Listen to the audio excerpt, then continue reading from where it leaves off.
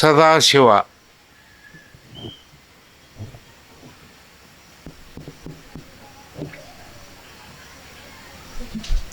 ಈ ಕೆಮಿಕೇರಿ ಪುಣ್ಯಕ್ಷೇತ್ರದ ಒಡೆಯನು, ಘನಮಹಿಮನು, ದಯಾಘನನು, ನೆರೆ ನಂಬಿ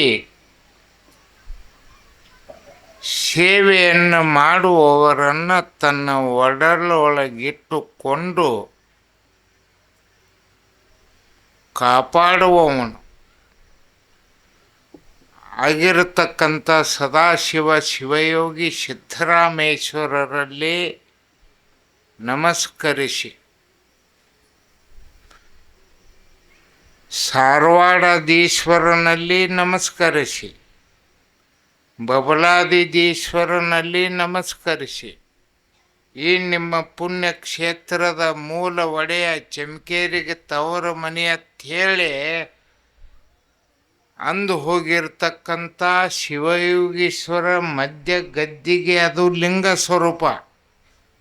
ಭಾಳ ಎಚ್ಚರ ತಗೋರಿ, ಭಾಳ ಭಾಳ ಭಾಳ ವಿಚಾರ ಮಾಡಿ ಹಂಗೆ ಗದ್ದಿಗೆ ಮಾಡೀವಿ. ಆನಂತರ ನಿಮ್ಮ ಮುತ್ಯ ಆಗಿರ್ತಕ್ಕಂಥ ಸದಾಶಿವಯ್ಯನವರು, ನಿಮ್ಮ ಆಗಿರ್ತಕ್ಕಂಥ ಶಂಕರಮ್ಮನವರು ಅವ್ರ ಗದ್ದಿಗದ. ಆ ಮಧ್ಯದಲ್ಲಿ ಶಿವಮುತ್ಯಾಂದ ಲಿಂಗ ಸ್ಥಾಪನೆ ಯಾಕೆ ಮಾಡಿವತ್ತಂದ್ರೆ ನಿಮ್ಮವ್ವ ಶಂಕರಮ್ಮ ಹೇಳಿದ ಬಳಕ ಮಾಡಿ. ಅದಕ್ಕೊಂದು ಕಾರಣ ಹೇಳ್ಯಾಳ.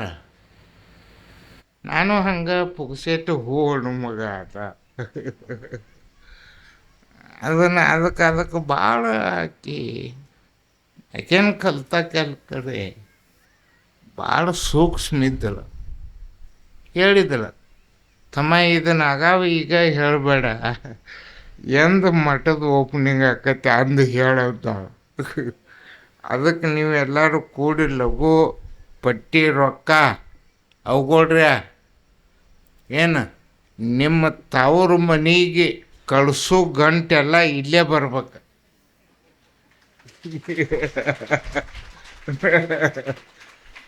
ಈ ಮಠ ಓಪನಿಂಗ್ ಆದ ಬಳಿಕ ಮತ್ತು ನಿಮ್ಮ ತವ್ರ ಮನೆಗೆ ಕಳಿಸ್ರಿ. ಇರಲಿ, ಭಾಳ ಜಾತ್ರೆಯನ್ನು ಚೆನ್ನಾಗಿ ಮಾಡಿದಿರಿ.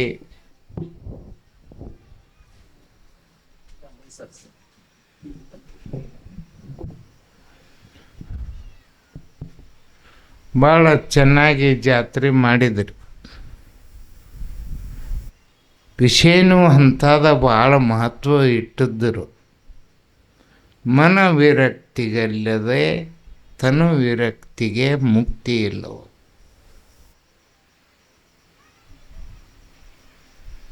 ಮನೆ ಮಠ ಆಸೆ ಮೋಹ ಉಳ್ಳವ ಒಣದವಳಿದ್ದರೂ ಬದ್ದನು. ಮನೆ ಮಠ ಆಸೆ ಅಳಿದವ ಮನೆಯೊಳಿದ್ದರೂ ಮುಕ್ತನು. ಏನು ಎಂಥ ಮಾತುಗಳು!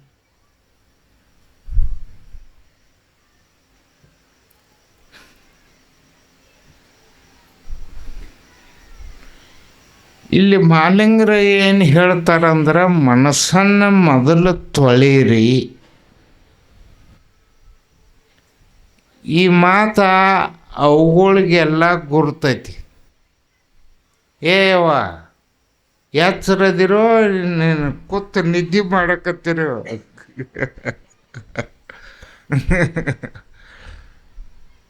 ಸಂಜೆ ಮುಂದೆ ಅನ್ನ ಸಾರ ಪಲ್ಯ ಎಲ್ಲ ಮಾಡ್ತೀರಿ, ಎಲ್ಲ ಬೊಗಣೆ ಮಾಡ್ತೀರಿ. ಮುಂಜಾನೆ ತೊಳಿತಿರೋ ಮತ್ತು ಅದನ್ನು ಹೋದ ಹಂಗೆ ಅಡುಗೆ ಮಾಡ್ತಿರೋ, ತೊಳಿತೀರಿ. ಆ ಬೋಗಾಣಿ ತೊಳ್ಯಾಗ ಒಳಗಿಂದ ಮೊದಲು ತೊಳಿತಿರೋ, ಹೊರಗಿಂದ ಮೊದಲು ತೊಳಿತಿರೋ? ಒಳಗಿಂದ ತೊಳಿತೀರಿ. ಒಳಗಿನ ತೊಳೆದು ಸ್ವಚ್ಛ ಮಾಡಿ ಆನಂತರ ಹೊರಗಿನ ತೊಳೆದು ಕೈ ಆಡಿಸ್ತಾರೆ. ಈ ವಿಷಯನೂ ಹಂಗೈತೆ. ಹಂಗೆ ಎಲ್ಲರೂ ಒಳಗಿರತಕ್ಕಂಥ ಮನಸ್ಸನ್ನು ತೊಳೆಯಬೇಕಾಗೈತಿ. ಒಳಗಿರತಕ್ಕಂಥ ಮನಸ್ಸನ್ನು ತೊಳಿಬೇಕಾಗೈತಿ. ಹೊರಗಿರುವಂಥ ಶರೀರವನ್ನು ದಿವಸ ತೊಳ್ಕೋತೀರಿ, ಪ್ರಶ್ನೆ ಇಲ್ಲ. ಇಂಥ ಮನಸ್ಸನ್ನು ತೊಳಿಬೇಕಾದ್ರೆ ಒಂದೊಂದು ಆಹಾರ ಅದಾವ.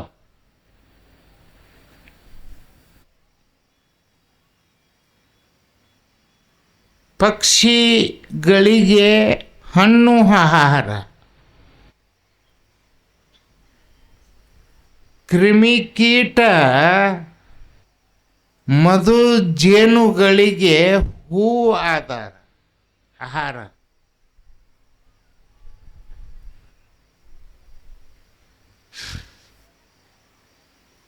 ಹಂಗ ಮನಸ್ಸನ್ನು ತನ್ನ ಆಧೀನ ಮಾಡಿಕೊಳ್ಳುವ ಭಕ್ತಂಗೆ ಸದಾಶಿವ ಶಿವಯ ಮುತ್ಯಾನ ಧ್ಯಾನವೇ ಆಹಾರ. ಒಂದು ಸ್ವಲ್ಪ ಮನಃ ಅನ್ರಿ, ಅದು ಉರುಪಾಟಿ ಅನ್ರಿ. ನಮಃ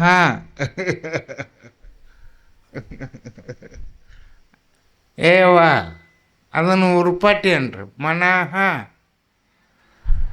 ನಮಃ. ನೀವು ನಮ್ಮ ಯಾವ್ರಿಗೆ ಅನ್ಬೇಕಂತಂದ್ರೆ ಚಮಕೇರಿ ಶಿವೈ ಮುತ್ಯಾಗ ನಮಃ ಅನ್ರಿ. ನಮಸ್ಕಾರ. ನಿಮ್ಮ ಮನಸ್ಸು ನಿಮ್ಮ ಕೈಯಾಗ ಇರ್ತದೆ. ಇದನ್ನು ಬೇಕಾದ್ರೆ ಮುಂದಿನ ವರ್ಷ ಜಾತ್ರೆಗೆ ಬರೋ ತಕ ಪ್ರಾಕ್ಟೀಸ್ ಮಾಡಿ ಹೇಳಿ. ಇದು ಅನುಭವ ಸಿದ್ಧ ಮಾತ. ಈ ಸಂಸಾರ ಭಾಳ ಬೆರಿಕೆವ. ಇದು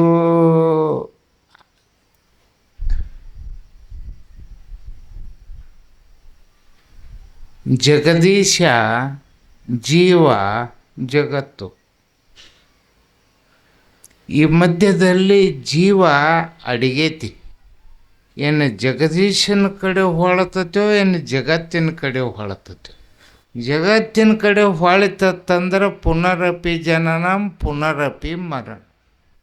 ಜಗದೀಶನ ಕಡೆ ಜೀವ ಹೊಳಿತು ಅಂತಂದ್ರೆ ಆತ್ಮ ರೋಕ್ಷಣಂ ಆತ್ಮಾನಂದಂ.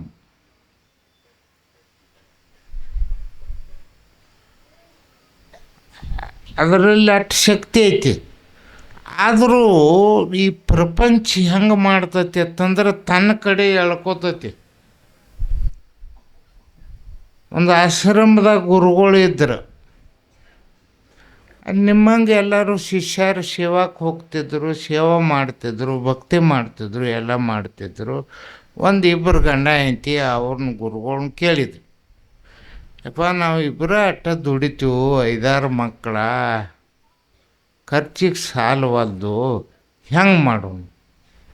ಅವ್ರಂದರು ಒಂದು ಚಲೋ ಪೈಕಿ ಗುಜರಾತ್ ಎಮ್ಮೆ ತೊಗೊಂಬ ಅಂತಾರೆ. ಹರಿಯಾಣ ಎಮ್ಮೆ ನಿಮ್ಗೆ ಗುರ್ತಾಕತ್ಲ, ತೊಗೊಂಬರ್ರಿ, ಅದರ ಹೈನ ಮಾರ್ರಿ, ನಿಮಗೂ ಹಾಲು ಏನಾಕತಿ, ಅವ್ರಿಗೂ ಮಕ್ಕಳು ತಿಂತಾವು ಇದತ್ತು ಹೇಳಿದರು. ತೊಗೊಂಡು ಬಂದರು. ಮಳೆಗಾಲ ಇತ್ತು. ಮಳೆಗಾಲದಾಗ ಮಂಡಿ ಭಾಳ ಖುಷಿ. ಮಳೆಗಾಲ ಹೋತಂದ್ರೆ ಇದರ ಚಳಿಗಾಲ ಯಾವುದೂ ಇಲ್ಲ.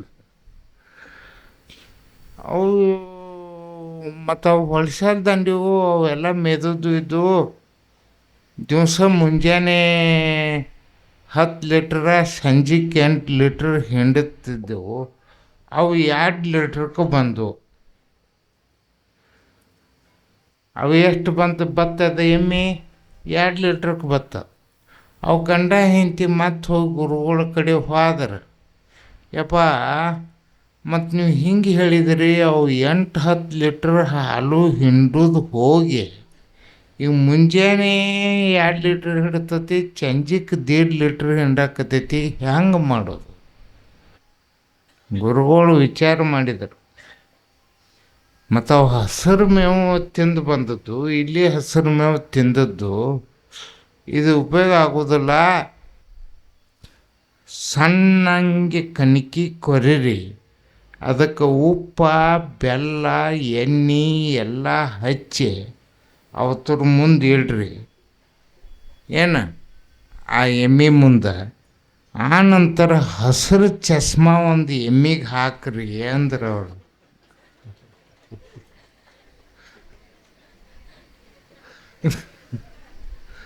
ಇಷ್ಟೆಲ್ಲ ರುಚಿ ಮಾಡಿ ಬುಟ್ಟ್ಯಾಗ ಇಡ್ರಿ.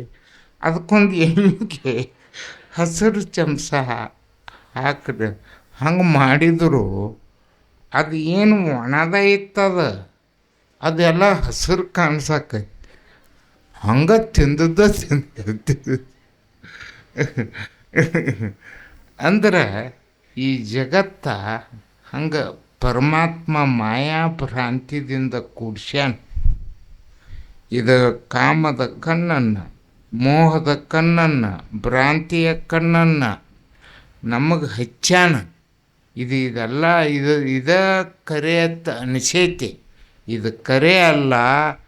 ನೀವೇನು ಸದಾಶಿವನ ನೆಂಬಿ ಸೇವಾ ಮಾಡ್ತೀರಿ ಅದು ಒಂದೇ ಕರೆ.